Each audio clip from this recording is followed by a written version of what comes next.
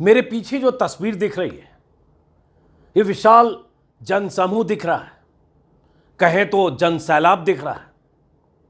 यह आज दिल्ली की तस्वीर है, देश की राजधानी दिल्ली के रामलीला मैदान की तस्वीर। वो तस्वीर जो आज सभी चैनलों पर घंटों न सिर्फ दिखनी चाहिए थी, बल्कि इस तस्वीर में दिख रहे लोगों की मांग को लेकर चैनलों में बहस होनी चाहिए थी। हुंकार, आर पार, फुफकार, ललकार, जितने कार्यक्रम इस तरह के हैं, दंगल, सारे शोज के केंद्र में ये लोग, इनकी मांग, इनकी भीड़, इनकी रैली और इससे जुड़े मुद्दे होने चाहिए थे। क्योंकि ये लोग दिल्ली में करीब 18-20 राज्यों से चलकर पहुंचे, हजारों की तादाद अपने अपने राज्यों से चली और दिल्ली में आकर लाखों की तादाद हो गई। रामलीला मैदान को पाट दिया, भर दिया और घंटों रामलीला मैदान में नारे लगाते रहे, जुमलों वाली ये सरकार अब नहीं चलेगी, अब नहीं चलेगी। और मांग क्या थी? ओल्ड पेंशन लागू करो। लेकिन किसी चैनल पर इनकी मांग, इनके नारे, इनका प्रदर्शन, इनका जनसैलाब, इनके नेताओं के भाषण शायद नहीं दिखा। दिखा हो तो मेरे इस कमेंट बॉक्स में उस चैनल का नाम जरूर लिखिए। एक न्यूज़ 24 में एक माहौल क्या है, एक शो करते हैं राजीव रंजन, देश भर में घूमते हैं। उनके शो में जरूर दिखा जो मुझे जानकारी मिली, और राजीव रंजन ऐसे मौकों पर होते भी हैं। लेकिन बाकी चैनलों की बात करें, दर्जन से ज्यादा राष्ट्रीय चैनल है। इतने लोग चलकर अलग अलग राज्यों से एक मांग को लेकर पहुंच जाए, उस आंदोलन को बुलंद करने के लिए, उस आंदोलन की आवाज को प्रधानमंत्री मोदी तक या बीजेपी के शीर्ष पर बैठे लोगों तक पहुंचाने के लिए दिल्ली आ जाएं, दिल्ली में लाखों की भीड़ जुटाकर नारे लगाएं, सरकार तक अपनी आवाज पहुंचाने के लिए दिल्ली में इस तरह से प्रदर्शन करें, और उसके बाद उनकी आवाजों को अगर चैनलों पर जगह न दी जाए तो क्या कहेंगे आप? क्या वो अपनी भूमिका निभा रहे हैं? और तब उन्हें अगर गोदी मीडिया, मोदी समर्थक मीडिया, मोदी का चाटुकार मीडिया कहा जाता है, या हम जैसे लोग चैनलों की भूमिका पर इतने बार सवाल उठाते हैं, तो क्या गलत है? तकलीफ होती है लोगों को, चैनल के एंकर्स को, चेहरों को, मालिकों को, संपादकों को, कि उन्हें क्यों गोदी मीडिया कहा जाता है। लेकिन आज मीडिया ने क्या किया? मीडिया को क्या करना चाहिए? मीडिया का दायित्व क्या है? अगर लाखों लोग कोई मांग कर रहे हैं, कोई आंदोलन कर रहे हैं, कोई जनसमूह बनाकर जनसैलाब की शक्ल में कहीं जमा हो रहे हैं, और सरकार से उनकी कुछ मांग है, वो मांग वाजिब है, गैर वाजिब है, पूरी तरह वाजिब है, पूरी तरह गैर वाजिब है, बहस का विषय है। लेकिन उनकी आवाज को जगह देना, उनके आंदोलन को जगह देना, यह मीडिया का काम है, और यह मीडिया ने किया है।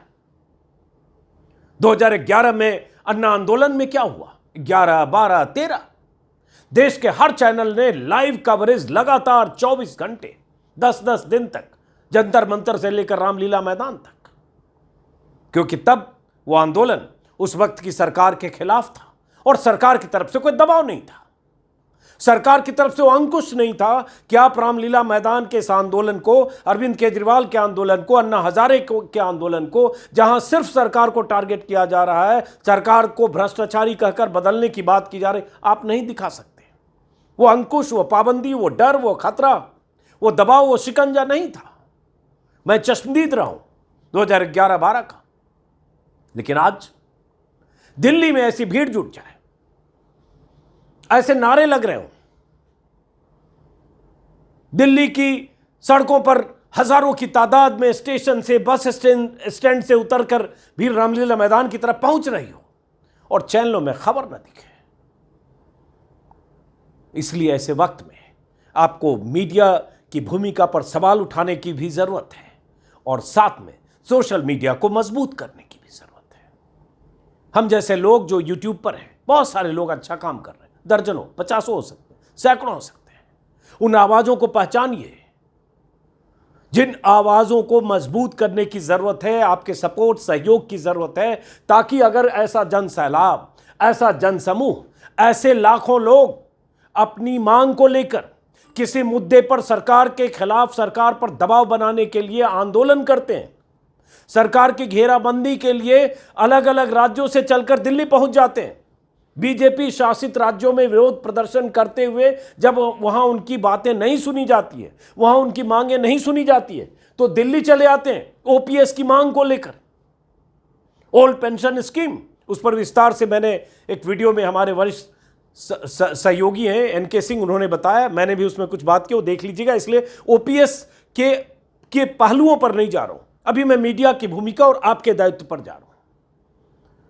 तो क्या करना चाहिए था? सोशल मीडिया ना होता तो कल्पना कीजिए, आज सुबह 10 बजे रामलीला मैदान भर चुका था। सुबह 10 बजे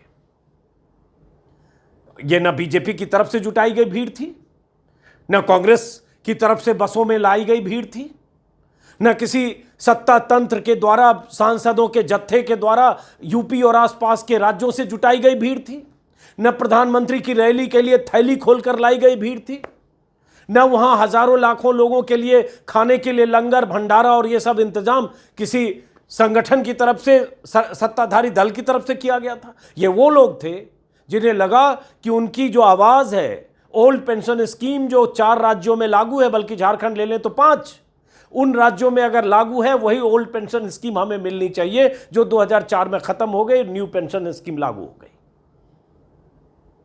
तो वो अगर दिल्ली आते हैं ऐसे चलकर, तो फिर मीडिया को क्या करना चाहिए? मीडिया को उन्हें स्पेस देना चाहिए। वैसे ही वहां ओबी वैन लगना चाहिए था, वैसे ही दर्जनों रिपोर्टर होने चाहिए थे, वैसे ही वो चैनल के चमकदार चेहरे होने चाहिए थे जो ऐसे आंदोलनों में जाते रहे हैं। और फर्ज कीजिए, अगर ये भीड़ दिल्ली में केजरीवाल के खिलाफ जुटी होती, फर्ज कीजिए कि ये भीड़ अगर पटना में तेजस्वी यादव की सरकार के खिलाफ जुटी होती, अगर 1 लाख लोग गांधी मैदान में युवा जुट जाएं नौकरी की मांग को लेकर, बेरोजगारी के सवाल पर सरकार पर आरोप लगाते हुए, या 1 लाख किसान जुट जाए पटना में तेजस्वी और नीतीश कुमार की सरकार पर कुछ आरोप लगाते हुए, या 1 लाख लोग जुट जाएं राजस्थान के जयपुर में अशोक गहलोत की सरकार पर कोई आरोप लगाते हुए, या कोई मांग करते हुए, या गहलोत के खिलाफ आंदोलन करते हुए, तो क्या वहां चैनल के चेहरे, रिपोर्टर्स नहीं होते? क्या लाइव कवरेज नहीं होता? हालांकि फिर भी अलग अलग राज्यों की राजधानियों के आंदोलन या जनसभा की कवरेज कम होती है, लेकिन ये तो दिल्ली में है जहां चैनलों का मुख्यालय है, जहां से सारे चैनल चलते हैं। मुझे नहीं पता किस चैनल का रिपोर्टर या एंकर रामलीला मैदान आज पहुंचा था। ट्विटर पर लगातार लोग लिख रहे हैं, बहुत सारे एंकर्स, रिपोर्टर्स या जो सीनियर लोग हैं, चेहरे हैं चमकते, उनकी तरफ से ओपीएस की मांग को लेकर जो प्रदर्शन या जो भी जनसभा हुई या जो भी हुआ उसके बारे में लिखा भी नहीं गया। क्यों ब्लैकआउट किया गया? फिर मैं कहूंगा, अगर किसी चैनल पर औपचारिकता हुई है, रस्म अदायगी हुई है, जैसे अभी कुछ देर पहले दिन भर एक चैनल पर नहीं चल रहा था, देश का बड़ा चैनल है, लेकिन अभी देखा मैंने 3 मिनट की स्टोरी चली एएनआई के हवाले से, मतलब एजेंसी के हवाले से कुछ विजुअल्स आया, उसको 3 मिनट 4 मिनट की स्टोरी अभी किसी समय चला दिया। चूंकि ट्विटर पर लगातार लोग सवाल पूछ रहे, सोशल मीडिया पर लगातार सवाल उठ रहा है कि चैनलों ने क्यों ब्लैकआउट किया, तो इसलिए आप रस्म अदायगी कर लेंगे ताकि कह सके कि देखो इतनी भीड़ जुटी, हमने तो दिखाई। लेकिन वो दिखाना, मोदी अगर तेलंगाना में होते हैं, मोदी अगर छत्तीसगढ़ में होते हैं, प्रधानमंत्री मोदी अगर रोड शो करते हैं, प्रधानमंत्री मोदी अगर बीजेपी मुख्यालय आते हैं, G20 की कामयाबी के जश्न को मनाने के लिए जश्न का मुख्य किरदार बनकर, या मोदी अगर चुनाव जीतने के लिए, जीतने के बाद या पहले कहीं रोड शो करते हैं, तो किस तरह से चैनल लगातार कवरेज करता है, घंटों अनवरत, नॉन स्टॉप, कारपेट बॉम्बिंग की तरह। लेकिन अगर आम आदमी, नौकरी पेशा आदमी, सरकारी नौकरी में अलग अलग महकमों में काम करने वाला आदमी, दर्जनों संगठन जो ओपीएस की मांग को लेकर आंदोलन कर रहे हैं अलग अलग राज्यों में, और खास करके बीजेपी शासित राज्यों में, क्योंकि कांग्रेस शासित राज्यों में लागू हो गया, तो वो आंदोलन करने वाले लोग जब दिल्ली पहुंच जाते हैं, क्योंकि उन्हें लगता है कि अगर वहां नक्कार खाने में तूती की आवाज की तरह उनकी आवाज नहीं पहुंच रही है, चाहे भोपाल में हो, चाहे लखनऊ में हो, चाहे कहीं, तो चलते हैं दिल्ली। दिल्ली से हमारी आवाज पहुंचेगी मोदी तक, चैनल इतने हैं, मीडिया इतना है, मीडिया का मुख्यालय है दिल्ली। लेकिन होता क्या है, दिल्ली पहुंचते हैं देश की राजधानी में और मीडिया तय करता है कि हमें पता ही नहीं चले, देश को पता ही नहीं चले कि ऐसा कोई दिल्ली में इतनी बड़ी सभा हुई उस रामलीला मैदान में। जो लोग गए, मैं तो गया नहीं, मेरे सहयोगी गए थे और कुछ लोग जो ट्विटर पर लिख रहे हैं उससे पता चल रहा है कि ऐतिहासिक भीड़ थी। रामलीला मैदान पटा हुआ था, जगह नहीं थी। बहुत सारे लोगों ने बताया कि रामलीला मैदान से 5 किलोमीटर आगे पीछे तक सड़क जाम, स्टेशन से निकलने के रास्ते, बस स्टैंड की तरफ से जाने के रास्ते, पार्किंग, हर जगह लोग पटे हुए थे। और ये आम लोग थे, नौकरी वाले लोग, वो लोग थे जिनकी तनख्वाह 20,000, 30,000, 50,000, 25,000 जो भी सैलरी होगी, चाहे शिक्षक हो, चाहे अलग अलग सरकार के महकमों में काम करने वाले लोग हो, और स्वतः स्फूर्त। लेकिन उनकी आवाज को आपने जगह नहीं दी चैनल पर। आपने आज ये नहीं किया कि ओपीएस को मुद्दा बनाकर अपने डिबेट शो में, आर पार, हुंकार, फुफकार, जितने शोज हैं उसमें उन्हें बैठाते, 4 ओपीएस के मांग करने वाले नेताओं को बिठाते, संबित पात्रा, गौरव भाटिया, सुधांशु त्रिवेदी को, और सुधांशु त्रिवेदी, गौरव भाटिया और संबित पात्रा की घेराबंदी करते कि बताइए ये जो ओपीएस की मांग करने के लिए जो लोग आए, इनकी मांग पर आपके पास क्या जवाब है। फिर मैं कहूंगा उनकी मांग वाजिब है, गैर वाजिब है, पूरी तरह वाजिब है, पूरी तरह गैर वाजिब है, ये तय करने दीजिए सरकार को, लेकिन उनकी आवाज को जगह तो दीजिए। ये आप क्यों तय करके बैठे हैं? क्योंकि मांग तो दिल्ली में किसानों ने भी की थी। 13 महीने तक दिल्ली की सीमाओं पर किसान बैठे थे। तब उन किसानों को खालिस्तानी, मवाली, गुंडा, आतंकवादी सब कुछ कहा गया, देशद्रोही, चीनी, पाकिस्तानी, सब खारिज किया जाता रहा, क्योंकि सरकार यही कह रही थी, क्योंकि सत्ता के शीर्ष पर बैठे लोग उन किसानों को खारिज कर रहे थे कि मुट्ठी भर किसान है, इनकी क्या हैसियत है, और चैनल सब उसमें शामिल थे। यह अलग बात है कि किसान खूंटा गाड़कर दिल्ली में बैठे और कृषि कानूनों को वापस करा कर ही लौटे, प्रधानमंत्री मोदी की तपस्या भंग करा कर लौटे। ये तो एक दिन के लिए आए थे। कल्पना कीजिए कि अगर ऐसे ओपीएस की मांग को लेकर हजारों लोग दिल्ली पहुंच जाएं, अभी लाखों लोग थे आज, और कहीं खूंटा गाड़ कर बैठ जाएं। हालांकि आज पुलिस के ऐसे इंतजाम थे कि लोग बता रहे थे कि एकदम जबरदस्त पुलिस ने छावनी बना दी थी। पहुंच जाएं, क्या करेंगे? नहीं दिखाएंगे आप? क्या उनकी बात आप नहीं पहुंचाएंगे लोगों तक? क्या उनकी आवाज को जगह नहीं मिलेगी, तवज्जो नहीं मिलेगी? नहीं मिलेगी। और जब नहीं मिलेगी तो लगेगा कहीं चेहरा नहीं है, पता नहीं चल रहा है। यही हुआ था किसान आंदोलन में। तब भी हम जैसे लोग वीडियो लगातार बना रहे थे। मैंने तो किसान आंदोलन जब चला 1 साल तक, तो मैंने कोई वीडियो ही नहीं किया किसान आंदोलन के अलावा। लगातार किसान आंदोलन का कवरेज किया, और हम जैसे बहुत सारे यूट्यूब पर लोग कर रहे थे, इसलिए आप जान रहे थे। वरना सोशल मीडिया ना हो तो आपको पता ना चले। इसलिए थोड़ा फर्ज, थोड़ी ड्यूटी आपकी भी है कि सोशल मीडिया को मजबूत कीजिए।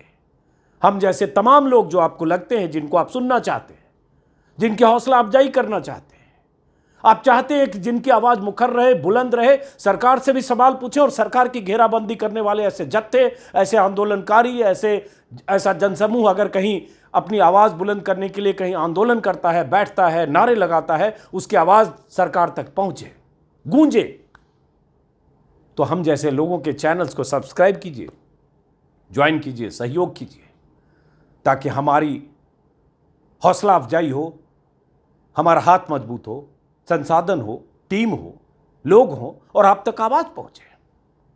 क्योंकि देश अब ऐसे दौर में है कि जब जो आवाज मोदी की सत्ता को असहज करती है, जो आवाज मोदी की सत्ता पर सवाल पूछने के लिए उठती है, जो आवाज या जो मांग मोदी की सत्ता से होती है, जो उन्हें मुफीद नहीं लगती है, उस आवाज को कहीं स्पेस नहीं मिलता है। कहीं स्पेस ना मिले, ये तय चैनल वाले कर देते हैं, क्योंकि ऊपर से निर्देश आ जाता है कि दिखाना नहीं है, वरना कोई वजह नहीं है। मैं तो सोच रहा हूं इतनी भीड़, वो तस्वीरें जब मैं ट्विटर पर देख रहा हूं, लग रहा है वहां तो 25 चैनल के ओवी वैन रिपोर्टर होने चाहिए थे, लगातार लाइव, और सरकार की घेराबंदी होनी चाहिए। आइए जवाब दीजिए। सारे शोज में बीजेपी प्रवक्ताओं को बिठाकर यह पूछा जाना चाहिए, आप बताइए, जवाब दीजिए। नहीं हुआ। तो इसलिए जरूरी है सोशल मीडिया को मजबूत कीजिए, क्योंकि यह दौर अभी लगातार चलेगा। और जब प्रधानमंत्री के बारे में कोई खबर, कोई पुजारी बोल देता है कि उन्होंने इसमें जो दान पेटी है उसमें 20 रुपया दिया या कम दिया, कुछ ज़्यादा दिया, तो कई एंकर्स फैक्ट चेक करने लगते हैं कि ये जो दान पेटी है, अगर ऐसे दान पेटी है तो दान पेटी में इतना पतला सा छेद है, तो उसमें तो 200 का नोट जा सकता है, 200 का अकेले नोट नहीं जा सकता है, 20 का तो जा ही नहीं सकता, सिंगल नोट तो ऐसे चला जाएगा, तो ऐसे हो जाएगा, ये हो जाएगा। तो इसलिए गड्डी दिया होगा प्रधानमंत्री ने, क्योंकि प्रधानमंत्री ऐसे गड्डी जैसा कुछ दे रहे हैं, फिर ऐसे हाथ से थपकी मार रहे हैं, मतलब ऐसे पुश कर रहे हैं, मतलब गड्डी था, मतलब ये कहना कि कम रुपए दिए, 1 रुपये दिया, 20 रुपये दिया या 200 रुपये दिए, गलत है। उन्होंने गड्डी डाली। ये फैक्ट चेक या प्रयोग करके चैनल के कई एंकर्स ने दिखाया, क्योंकि ऊपर से आ गया कि प्रधानमंत्री के बारे में कहा जा रहा है उन्होंने इतना कम दिया, प्रधानमंत्री ने तो दरअसल गड्डी दी थी, लिफाफे में एक मामूली रकम का जो जिक्र है वो नहीं। तो प्रधानमंत्री के बारे में ये खबर अगर आई, फैली, उसको आप काउंटर करने के लिए आप इस तरह के शोज प्लान कर लेते हैं। लेकिन अगर लाखों लोग दिल्ली में आ जाते हैं जो उसी प्रधानमंत्री से कुछ मांग करना चाह रहे, उसी प्रधानमंत्री को बताना चाह रहे हैं, और नारे उन्हीं प्रधानमंत्री के खिलाफ लगा रहे हैं, जुमलों वाली ये सरकार नहीं चलेगी, नहीं चलेगी, क्या जो भी है नारा याद नहीं आ रहा है, सुनाओ जरा क्या नारा है। हाँ, ये नारा, तब आप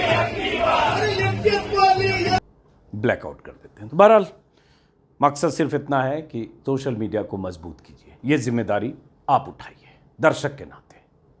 6 महीने बाद चुनाव है, विधानसभा चुनाव 2 महीने बाद, उसके बाद भी दुनिया किस दिशा में जाएगी, देश किस दिशा में जाएगा, उसमें आपकी भूमिका इस तौर पर होनी चाहिए कि सोशल मीडिया पर अपने हिसाब से जो लोग लगता है कि अच्छा काम कर रहे हैं, उनके हाथ मजबूत कीजिए। नमस्कार।